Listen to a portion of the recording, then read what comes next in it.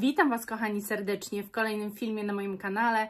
Z tej strony Marta, kanał Milion Lashes i serdecznie Was zapraszam na ostatnie w tym roku nowości perfumowe.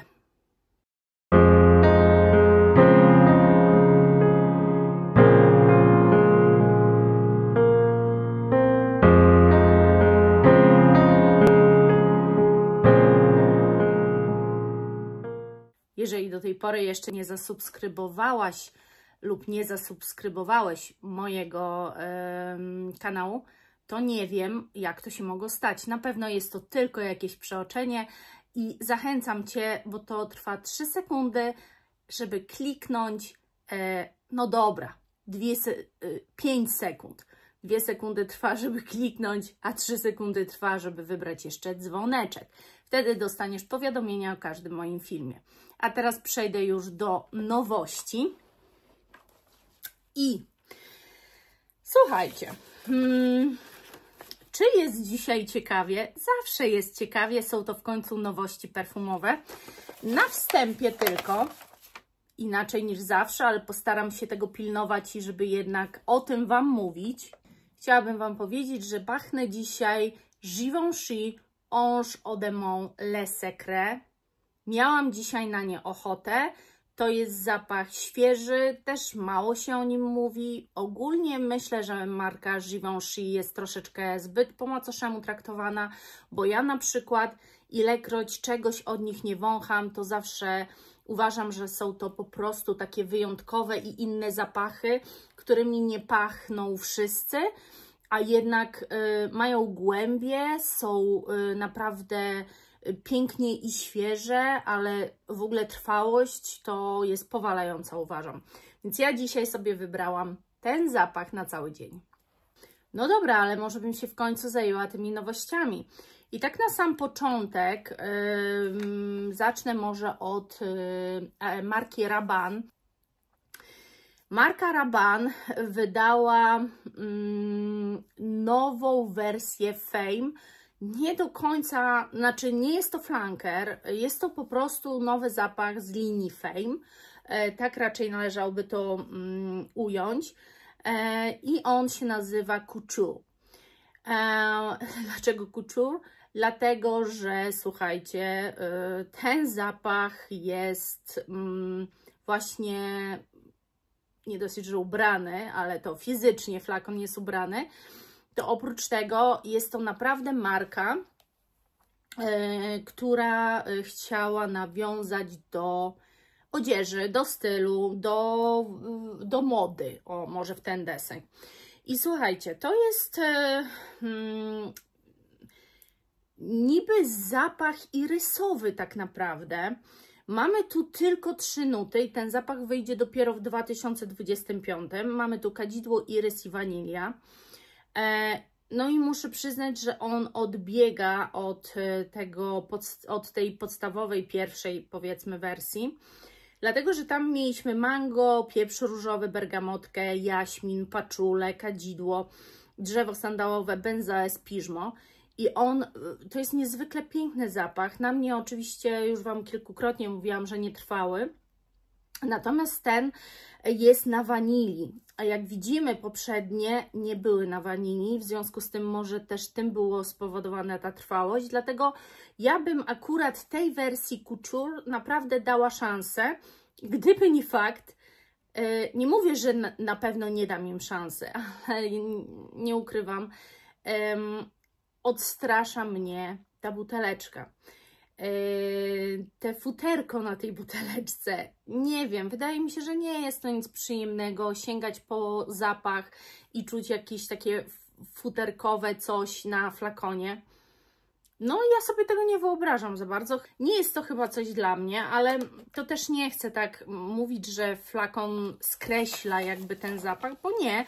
Można przecież zakupić odlewkę i z flakonem nie mieć nic wspólnego. Na pewno jakoś jestem zaintrygowana, bo ponieważ ten zapach leży na wanilii, to myślę, że on właśnie może być trwały. I to tylko takie nawiązanie, film pewnie za jakiś czas taki nagram. Bardzo często kieruję się, słuchajcie, w wyborach zapachów intuicją. I ja się trochę już nauczyłam, że nie można wierzyć, słuchajcie, nutom. Po pierwsze, nuty są tłumaczone, a po drugie, często są po prostu wymyślone przez redaktorów. Mało tego, są też nuty, które są podawane przez producentów, nie do końca też zgodne z tym, jakie tam naprawdę nuty są. I kierowanie się wyborem po nutach nie jest czymś dobrym. Na pewno warto jest zajrzeć na stronę producenta i zerknąć, jak on opisuje globalnie dany zapach, w którą stronę on idzie, czy jest jakaś świeżość, czy może wyczuwa się coś konkretnego w nich. I wtedy na tej podstawie coś podejmować decyzję, bo ja Wam czytam te nuty, ale bardziej, żeby zobrazować, czy zapachy się jakoś mogą między sobą różnić, niż po to, żeby, nie wiem, zachęcić Was do zakupu danego zapachu. I zwróćcie też uwagę, że ja, kiedy robię jakiś film tematyczny i Wam mówię o jakichś zapachach, nigdy Wam nie podaję nut, nie robię żadnego skrótu z fragrantiki, nut i tak dalej, dlatego, że to nie ma żadnego znaczenia.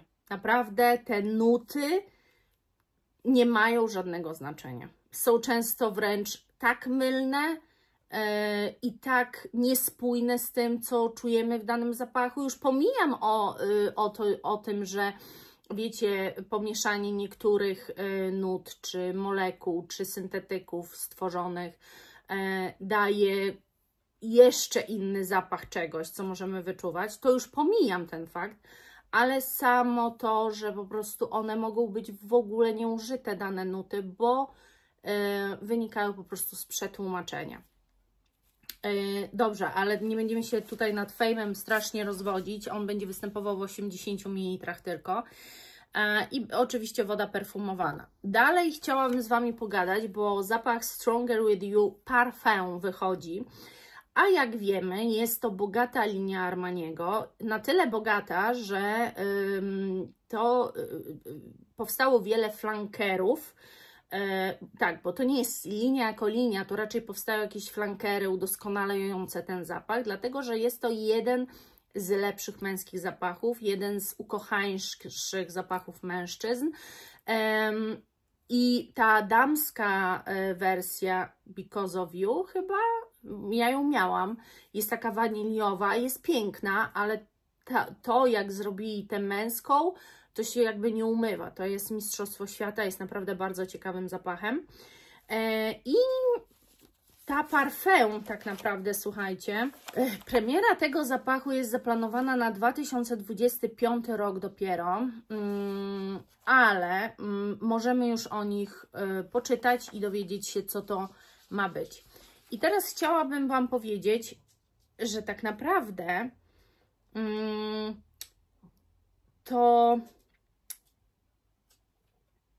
to jest przemieszanie, to jest trochę takie jakby przemieszanie wersji wody toaletowej Stronger With You podstawowej z wersją Intensely z 2019 roku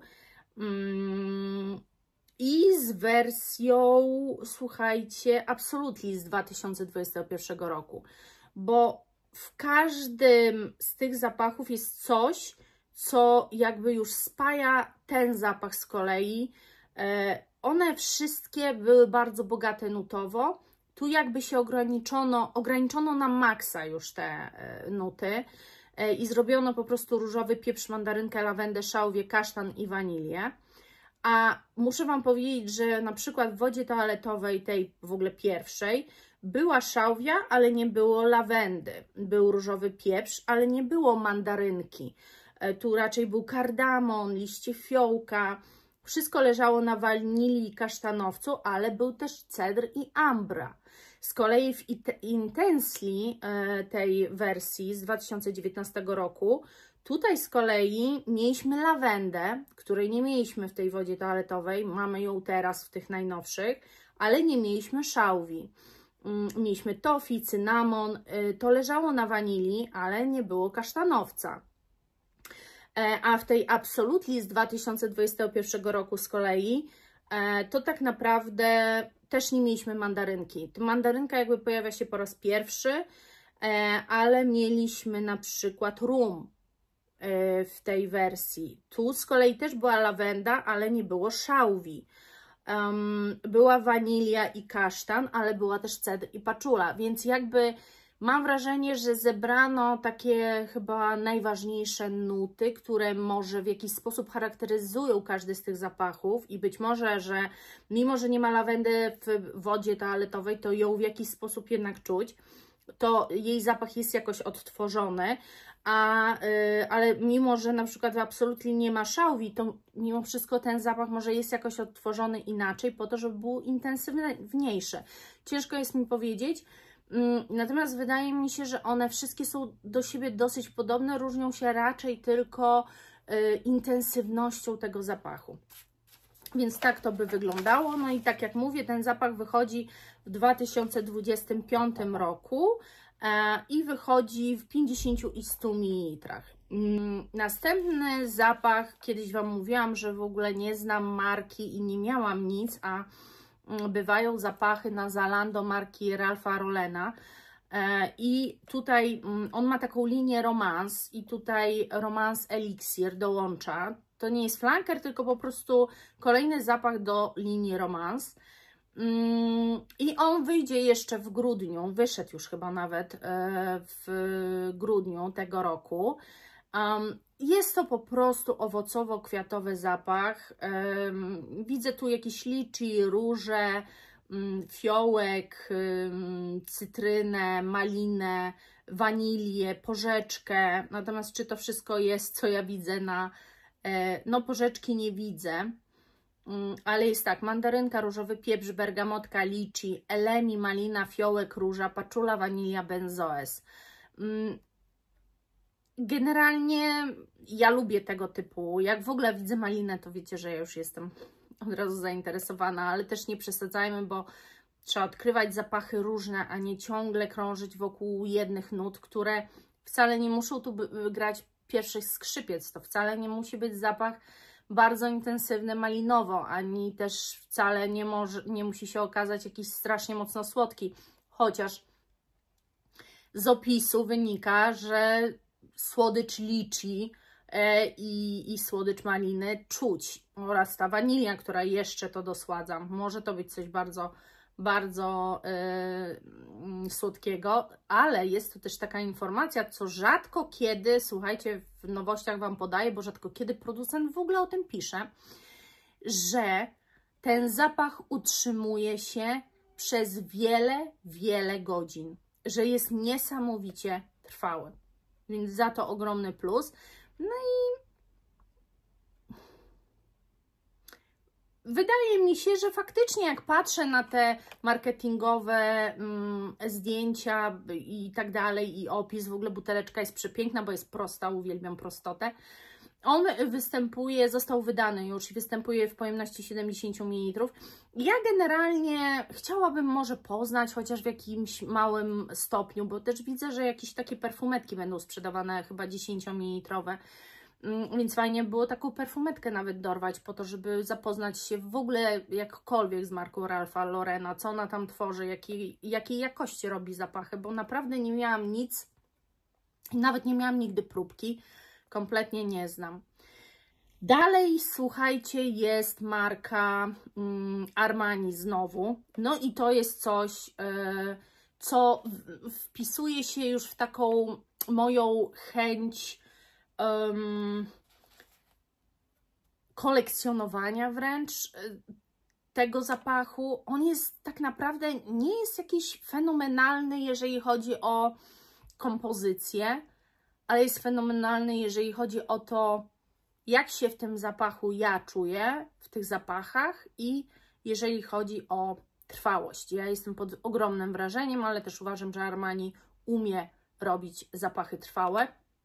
I to jest My Way Langue Eau de Parfum.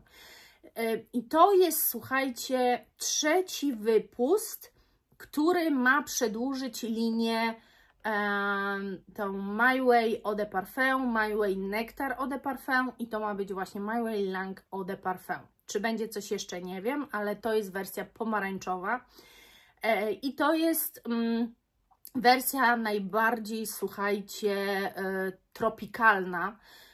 Rządzi tutaj mango, ale też właśnie kokos, który jakby tak go umlecznia troszkę, coś w tym stylu.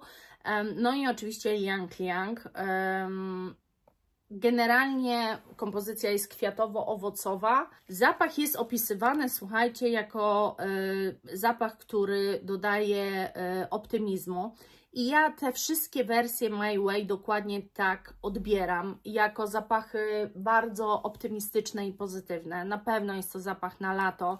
Zimą może trochę dziwnie z takim zapachem, to znaczy nawet nie dziwnie, bo wiem, że te owocowo-kwiatowe niektórzy używają cały rok, po prostu się w nich kochają i lubują, ale jednak ja, biorąc pod uwagę też ile mam zapachów, mogę to sobie w jakiś sposób dobierać jednak do pory roku, ale chciałam Wam powiedzieć, że w ogóle My Way bardzo dobrze, My Way i L'Impératrice bardzo dobrze brzmią przez cały rok.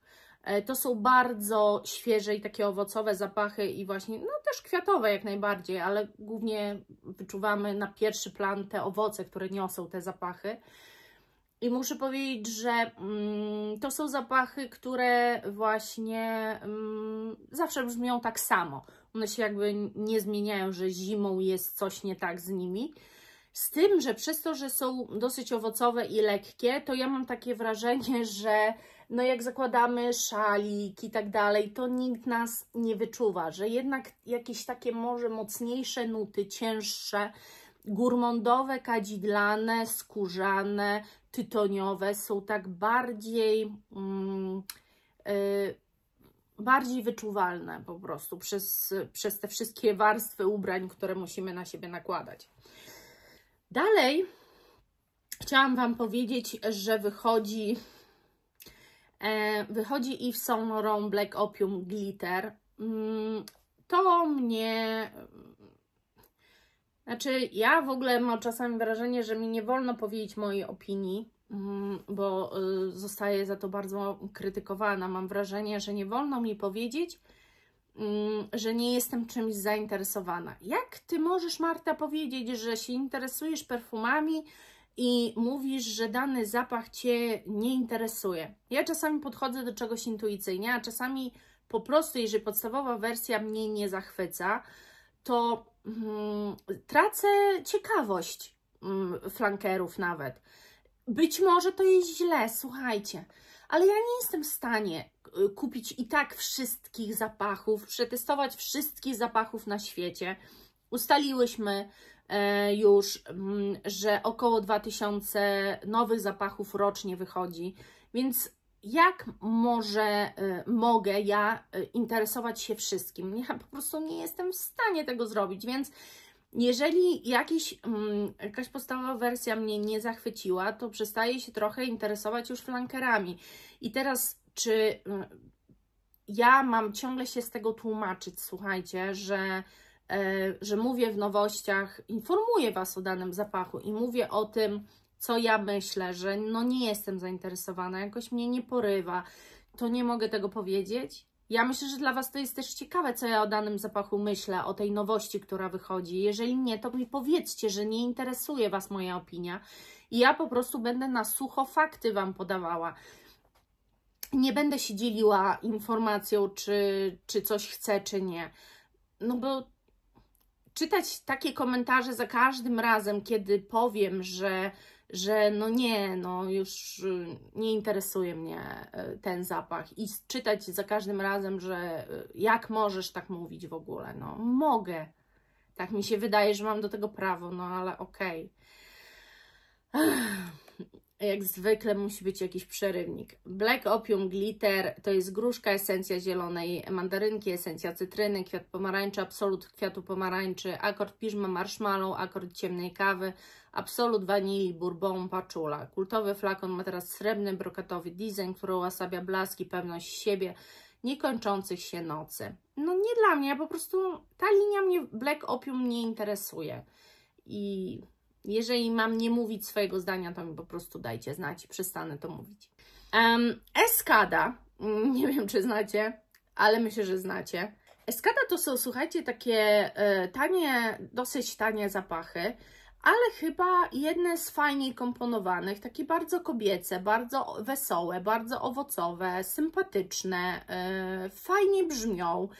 Co do trwałości różnie, ale są osoby, które naprawdę chwalą sobie, a to jest zawsze indywidualna sprawa. To, czy dany zapach jest na nas trwały, czy nie, to jest bardzo indywidualna sprawa. Natomiast to jest zapach Bali Paradise, bo odbiegam od tematu. I to ma być po prostu egzotyczny zapach. Tu ma być pitaya, strelicja i sandałowiec. Strelicja to jest jakiś rajski ptak, a pitaya no to smoczy owoc. Pięknie ten kwiat wygląda. Materiały marketingowe są przepięknie zrobione. Po aplikacji zapachu ponoć macie takie doznania, jakbyście się popsikali rajem po prostu, słonecznym rajem, ciepłotą, czymś żywym, czujecie jakiś tam zachód słońca, że to wszystko jest takie urocze i piękne. Nie wątpię, słuchajcie. I generalnie do Escady mam tak, że moja przyjaciółka z dawnych lat z podstawówki kochała się w Escadzie. Nie pamiętam w jakim konkretnie zapachu, ale pamiętam, że do dziś dnia te perfumy używa i wiem, że no, ona uwielbia po prostu Escadę. Ja nie mam za bardzo z nią do czynienia, ale uważam, że jest to marka, którą może warto poznać i się zainteresować. Kolejny nowy zapach wypuszcza Tom Ford Bois Pacifique. Zapach się nazywa Bois Pacifique i to jest, słuchajcie, linia Signature. To jest po prostu drzewno-korzenny zapach, dosyć ziemiste nuty, przyprawowiec. Takie wydaje mi się, że coś bardzo typowego dla Toma Forda. Ja Toma Forda głównie z takimi zapachami właśnie kojarzę. Tutaj mamy kardamon, kurkuma, akigala wood, kadzidło, irys, cedr, dąb, białe drewno sandałowe, bursztyn, wanilia. Ten zapach został już wydany, wyszedł w 50 i 100 ml. Także to taki, buteleczka jest piękna z tej właśnie Signature, z tej linii Signature buteleczki są przepiękne. Więc... Teraz przejdziemy do niszowych zapachów. Tutaj też mam ze 3-4 może perełki. I tak, The Marchand of Venice, kolekcja Murano Art. To jest dosłownie kolekcja. Wypuszczają nową kolekcję. To są czarne flakoniki, przepiękne. Bo ja właśnie nie lubię tych ich, znaczy nie to, że nie lubię, fajnie jeden by było mieć, ale tak, żeby mieć taką kolekcję tych flakoników, to nie wiem. To są takie flakoniki z kapeluszami, mam wrażenie. Słuchajcie, to ma być po prostu rzemiosło, wykwintne zapachy, coś na najwyższym poziomie, wyrafinowane, hołdem dla weneckiego rzemiosła. Kolekcja już miała swoją prapremierę w Mediolanie w marcu, ale dopiero w październiku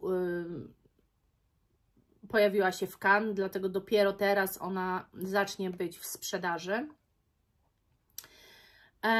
I teraz powiem Wam, że tutaj jest napisane, że ona łączy innowacyjność zapachów z ponadczasową elegancją kultowej Muriny z Murano, co stanowi szczyt perfumiarstwa i artyzmu.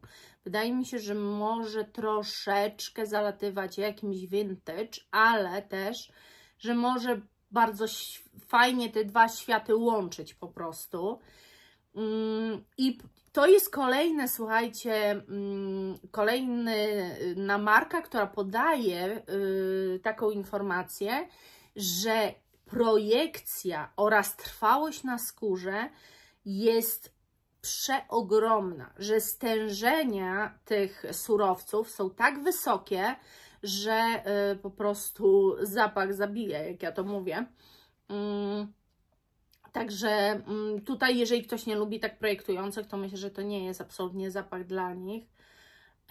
I teraz tak, jest Pastel Oud, to jest ambrowo-skórzany zapach. Później jest Nuit Feline, to jest ambrowo-drzewny. Później jest Divine Rose, to jest drzewno-kwiatowy. Myrrh Oud, to jest ambrowo-kwiatowy. I jeszcze dwa, Pearl Bouquet, to jest bursztynowo-kwiatowy i Queer Sensuel drzewno-skórzany. I tak by to się prezentowało. Wszystkie zapachy wyszły w 30 ml tylko, jedna jedyna pojemność. Gdybym miała spojrzeć na nuty i powiedzieć Wam, który zapach najbardziej nutowo do mnie przemawia, czyli też można powiedzieć intuicyjnie, to ja bym powiedziała, że drzewno-skórzany Queer Sensuel, dlatego, że tu mamy limonkę, czarny pieprz, szafran, kadzidło, jaśmin, akord skórzany, drzewo cedrowe, oud, wetyweria. To jest unisex na bank, przez to, że jest głównie wetyweria, jest też kadzidło, więc to jest unisex idący w stronę męską, wydaje mi się, ale on najbardziej mi jakoś tak skradł serce, dlatego, że tak, Pearl Bouquet ma jakieś gourmandowe w sobie, pralinowe akordy. Myrrh Oud z kolei to jest mirra, czego ja nie do końca akceptuję. Chyba wolę kadzidło niż mirrę. Nie wiem, jestem taka jeszcze nie mam przepracowanej tej nuty. Wszystko jest przede mną, kochani. Kolejny to jest ten Divine Rose, to jest taki różany, różano-śliwkowy, biało-kwiatowy zapach. Nuit Feline z kolei to jest taki żywiczny zapach, bardzo sosnowy, żywiczny, no taki z nutami zwierzęcymi, różnie może być odbierane. Pastel Oud z kolei to jest skóra Ylang Ylang i nad nim też się zastanawiałam, tylko że jednak ambra, jest napisane, że jest to ambrowy zapach, chociaż ambry nie widzę, no i widzicie, ktoś opisuje, że zapach jest ambrowy, że się wyczuwa na przykład lawendę, taki jest opis producenta, ale jak przeczytacie nuty, nie ma słowa o lawendzie, dlatego właśnie mówię, że jednak trzeba czytać, co się wybija w danym zapachu, a nie jakby tylko tymi nutami się kierować. Ja ten zapach, który wybrałam, Queer Sensuel, jest opisany, słuchajcie, tak. Ten zapach oddaje spotkanie wschodu i zachodu poprzez radosne i żywe otwarcie z limonki, czerwonych owoców, których tu w ogóle nie ma. Nie ma żadnych czerwonych owoców wypisanych w nutach. I szafranu, doprawionych czarnym pieprzem. Serce ujawnia eteryczne kadzidło w połączeniu z białymi kwiatami i wyrafinowaną skórą, podczas gdy głębi dodają nowoczesne aspekty udu. Nuta wytrawna to akord brzozy, nie ma tu nic o brzozie, bursztynowego drewna, nie ma tu nic o bursztynowym drewnie, hipnotyzującego labdanum i piżma, nie ma tu nic o labdanum i piżmie, wieńczące tę wyrafinowaną olfaktoryczną podróż. Czy Wy kumacie, że ja muszę po prostu nagrać ten film i właśnie Wam powiedzieć, że ja Wam czytam te nuty, no bo coś chcę Wam podawać w tych nowościach, ale może zacznę to jakoś jednak robić, nie wiem, w inny sposób. To znaczy, jeżeli nie będę miała takiego opisu, bo nie wszyscy go dają, oczywiście będziemy kierować się nutami, ale zobaczcie, ile rzeczy w danych perfumach wyczuwa nos, taki no porządny, pewnie mój tego tak nie wyczuje idealnie, ale ile rzeczy powinniśmy wyczuć w danych perfumach, o których w ogóle nie mam mowy w tych nutach, więc dlatego mówię. Intuicyjnie trzeba podchodzić do wielu rzeczy też i przede wszystkim testować. Sergio wydaje nowy zapach i to jest Louis XV 1722. magiczne połączenie perfum i szampana. Tak jest na głównej stronie tego zapachu podane, na głównej stronie producenta podane. I teraz tak, mogłam Wam całą historię tego przeczytać i tak dalej, ale faktycznie było takie spotkanie w Cannes, gdzie oni prezentowali też te swoje zapachy, ale Xerjoff zrobił właśnie coś takiego, że wystąpił z tym nowym zapachem i ponoć to jest dosłownie szampan zamknięty w buteleczce, więc jest to do sprawdzenia. Natomiast jest to jakaś też współpraca z Devon Venoge. Nie wiem, czy znacie. Sergio Momo współpracuje z Venoge marką i stworzyli wspólnie właśnie zapach szampana. Devonage to jest właśnie chyba jakiś tam szampan bardzo drogi, bardzo wiekowy też. Nazwa zapachu jest ściśle związana z tym szampanem.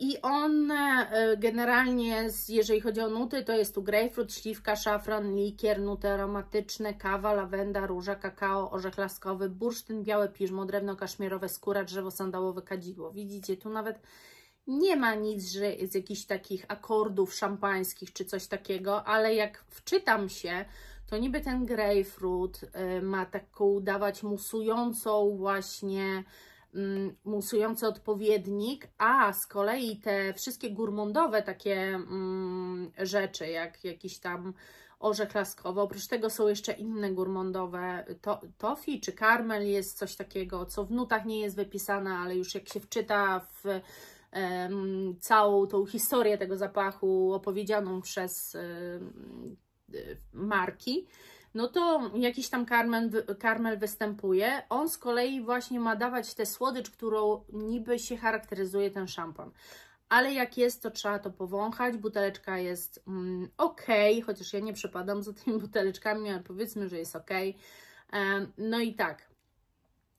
Opis tej całej współpracy można też poczytać. Tego jest bardzo dużo, ja już nie chciałabym Wam tutaj gadać, bo film będzie godzinę trwał. Przejdźmy do kolejnego zapachu. Kolejnym zapachem jest zapach marki Creed Fragaria, soczysta truskawka. O czymś takim nie tak dawno sobie marzyłam, o zapachu truskawki. Myślę, że w ogóle mamy bardzo fajne też, jeżeli chodzi o Polskę, mamy bardzo fajne, w większości przynajmniej, takie wspomnienia z truskawkami. Nie wiem jak Wy, ale no ja jeździłam i zbierałam też truskawki. Pamiętam zapach truskawki bezpośrednio zbieranej z krzaka. I zawsze jak kupuję, jak jest sezon na truskawki, kupuję truskawki, to szukam tego zapachu. Ja je zawsze obwąchuję, szypułki, czy to pachnie tą truskawką. Czasami jest z tym ciężko, ale fajnie by było, jakby ktoś zrobił zapach truskawkowy i żeby on faktycznie pachniał truskawką. Czy to jest taki zapach? Na razie się nie dowiemy, bo premiera jego na 2025 rok jest planowana na początek oczywiście. Truskawka jest w sercu, natomiast na pewno otwiera ten zapach cytrusowość. Jest bergamotka, mandarynka, różowy pieprz. One też przynoszą jakieś takie słoneczne ciepło, które z kolei może wpływać na odbiór tego zapachu, bo te słoneczne ciepło ma się później właśnie jakby przetransferowywać na tą słodycz świeżych truskawek. Ja właśnie ostatnio dosłownie miałam marzenie o takim zapachu i powiem szczerze, nawet kolor tego płynu, który jest w tym Creedzie, robi na mnie ogromne wrażenie i no fajnie by było to mieć, nie? Tak, ja myślę, że Creed oczywiście jest drogi i tak dalej, ale myślę, że ten zapach, gdybym gdzieś dorwała próbkę, no to jestem bardzo mocno zainteresowana i on zostanie wydany w 75 ml. Przedostatni zapach, o którym Wam powiem, to jest marka Eldo, czyli Etat Libre d'Orange. I zapach się nazywa Story of Your Life, śniadanie zakochanych. Myślę, że ogrom Was zna Etat Libre d'Orange. I to też były takie targi właśnie w Cannes, też pokazali właśnie ten zapach. I on ma być taki gourmandowy, ale trochę z ciemniejszą stroną tego gourmandu. Ma być jakiś akord chleba, brioszki tutaj, czerpiący z krągłości kwiatu pomarańczy i przypalonych, grillowanych nut pirazyny. Wkrótce pojawia się syropowy, likierowy aspekt za sprawą absolutu dawany i rumu. Zapach zyskuje na objętości, gdy rozwija się akord gourmand z akcentami migdałowymi. Dymne, niemal skórzane refleksy, zmieszane z olejkiem eterycznym z czystka, dodają tej gourmandowej strukturze wyraźnej ostrości. Przepięknie to brzmi. Musicie przyznać, że jest to strasznie ciekawe. Naprawdę mega ciekawa w ogóle sytuacja. No, a w ogóle muszę Wam też powiedzieć, że obejrzeliście sobie ten mój haul i czekacie teraz na haul perfumowy. I haul perfumowy będzie dosłownie po świętach, czyli obejrzycie sobie haul perfumowy, a na końcu tego haulu podam Wam, kto wygrywa nagrodę i te perfumy. I powiem Wam, że tylko taką nutkę zdradzę, że Etat Libre d'Orange już były przeze mnie zakupione i do mnie nie dotarły. Ale to tam, nie wiem, może Wam wyjaśnię, może nie wyjaśnię. Jak będę pamiętała, to wyjaśnię, jak nie, to nie. Ale generalnie były zamówione i do mnie nie dotarły. To było zamówienie na Black Friday i po prostu się wyprzedały. Także Etat Libre d'Orange to była też marka, która jak wlazły promocje, to po prostu one szły jak świeże bułeczki. A ja nie mam z tej marki jeszcze żadnego zapachu i mimo, że chciałam już coś mieć, to nadal nic mi się nie udało. I jeszcze jeden Arab na końcu i to jest Shakha Vanilla Toffee. Nowość od Swiss Arabian. Kolejny gourmand arabski. Trochę już jestem przesycona tym. Sama jak idę po gourmandy, to kupuję Araby, bo mają niesamowitą trwałość te gourmandy. A zrobić taki fantastycznie, bardzo mocno wyczuwalny, trwały zapach gourmandowy nie jest proste. Więc za to sobie chwalę i uważam, że lepiej iść w Araby gourmandowe niż szukać tego w mainstreamie chociażby. Nisza też różnie sobie z tym radzi, ale naprawdę Araby radzą sobie z tym świetnie, uważam. No i tutaj jest lukier. Jest toffee, kawa arabika, daktyle, wanilia, orzech włoski, kardamon i mleko, cukier trzcinowy, wanilia z Madagaskaru, nuty drzewne, benzoes, kawior waniliowy, fasola, tonka i piżmon. No po prostu lukier się wylewa na maksa. Ten zapach został już wydany w 75 ml. Buteleczka w tych całych, bardzo w ogóle ładna jest ta butelka, to muszę przyznać, ale w całych tych marketingowych zdjęciach jest jakby buteleczka zrobiona z ciasta karmelowego, toffee, wanilii, kawy, czekolady. Wygląda to pysznie. Pewnie pachnie to też pysznie, ale ja na chwilę muszę odpocząć od gourmandu. Mam takie wrażenie. Całą też zimę, dzisiaj właśnie wybrałam sobie zapach Givenchy, bo mam wrażenie, że całą zimę pachnę albo karmelem, albo czekoladą, albo czymś mlecznym i czasem trzeba już, wiecie, zmienić front, coś dać odpocząć nosowi też, bo już coraz słabiej wyczuwa się. No i to był ostatni zapach, ostatnia nowość w tym roku, o której ja Wam powiedziałam. Jest mnóstwo nowości, o których na pewno na moim kanale nie usłyszeliście, ale zostały wydane. I ja nawet mam takie materiały nowości, marek zagranicznych, trochę może gorzej dostępnych tutaj. które też wydały Gourmandy, o których Wam nie powiedziałam. Ściągam sobie te wszystkie materiały prasowe na telefon, później je przeglądam i później i tak nie za bardzo Wam o tym mówię. A to głównie jest spowodowane tym, że jak zaczynam sprawdzać dostępność tych zapachów, to się okazuje, że tej marki i tak za bardzo no trzeba się naszukać, nakombinować. Poza tym na daną nowość ona u nas potrafi pół roku później dopiero w ogóle gdziekolwiek dystrybuowana jest, żeby ją kupić. Więc nie wiem, czy to się trochę nie mija też z celem, a myślę, że jeżeli ktoś jest jakąś marką zainteresowany, czy jakimś zapachem, to po prostu sam potrafi sobie znaleźć taki zapach. Ja tylko Wam jeszcze powiem, że w jednych nowościach była właśnie jedna z takich marek, która no tak w ogóle bardzo długo nie była dostępna po tych nowościach i tak naprawdę udało mi się na promocji kupić i to też będzie w holu. No zobaczycie, hol będzie duży. Zobaczycie, jakie mam. No, miałam nic nie kupować, nie? Cały czas to powtarzałam. No właśnie. No, po prostu człowiek jest głupi, bo powie, a później nie dotrzymuje słowa, nie? Ale staram się dotrzymywać, tylko po prostu te promocje mnie zabiły. Nie umiałam powiedzieć nie. No i wyszło jak wyszło. Zagadka na dziś to. Jaką nazwę ma zapach Sherigan, o którym mówię w filmie? Link do filmu poniżej, w opisie tego filmu. No i co? I to jest koniec tak naprawdę. Powoli zbliżamy się, to jest już przedostatni film, czeka Was ostatni film wigilijny. I takie krótkie ogłoszenie tylko z mojej strony. Ten film wigilijny będzie, słuchajcie, emitowany o godzinie 9 rano w Wigilię.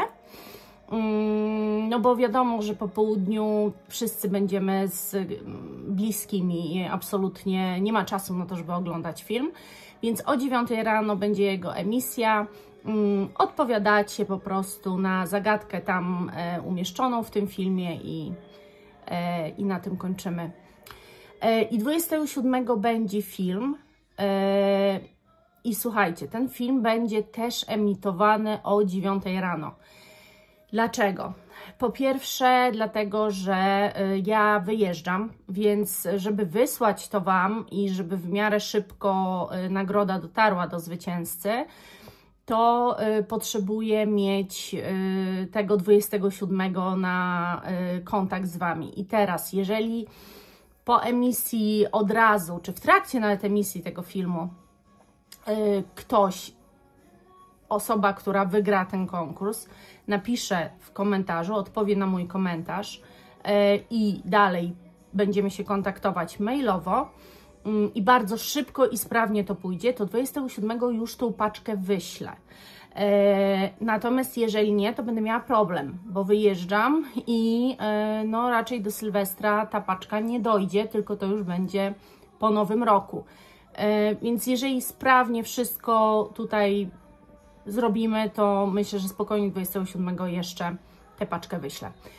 To tyle z takich ogłoszeń. Dziękuję Wam, kochani. Zapraszam jeszcze na jutrzejszy film. W ogóle na wszystkie moje filmy Was zapraszam. Buziaczki. Pa!